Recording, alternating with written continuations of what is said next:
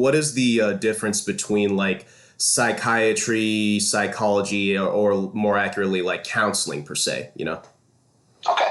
Yeah, no. That's not an ignorant question at all because it is like with any other facet of the healthcare field, it can be confusing because there's so many different specialties.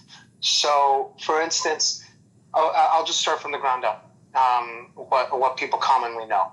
So, what they know, a lot of people know therapists or mental health counselors, licensed mental health counselors, what you might hear as LMHC or anything like that, or what people call a therapist. That's what you're going to see a lot of in, say, like clinical facilities and stuff like that.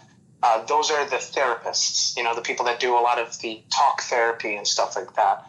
And sometimes the people that can do that as well are social workers as well, but they can tap into different billing systems and they approach the issues that we may bring to them from different, vantage points. So, for instance, with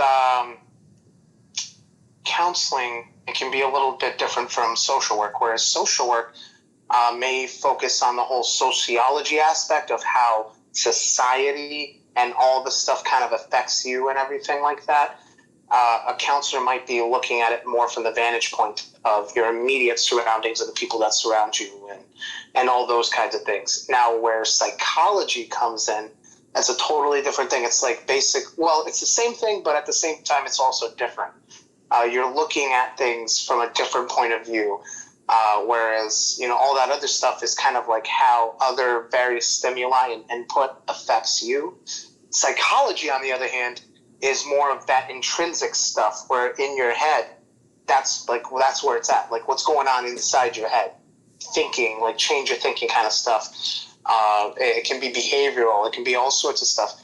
Now, finally, at the final rung where I want to go, psychiatry is that step further where I will actually be getting my MD or my DO.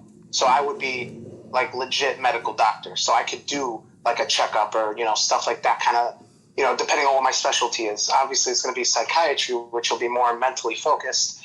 But I can prescribe medicine and stuff that only few people in that chain can do. Like, certain nurses can do that. Certain nurses can prescribe, obviously doctors. So yeah, the reason I'm going for it is, several reasons, but I feel like the change that I want to affect is on that level. Now with the psychiatry stuff, as you were just mentioning about, especially in the regards of prescribing medicinal properties to patients, will that require you to ascertain some credits within the chemistry field? Absolutely. In fact, I have to take a year of chemistry as a prerequisite before I'd even enter. So what I was saying, like getting my MD, I will be going to med school. So that's the whole idea. Like I'll be going to med school. I'll be doing the residency for like the 4 to 5, maybe 6 years, depending on what I want to do as my specialty and my fellowship. But by the end of it, I'll be Dr. Han, and I'll be hopefully helping people. Big Papa Han, DMD.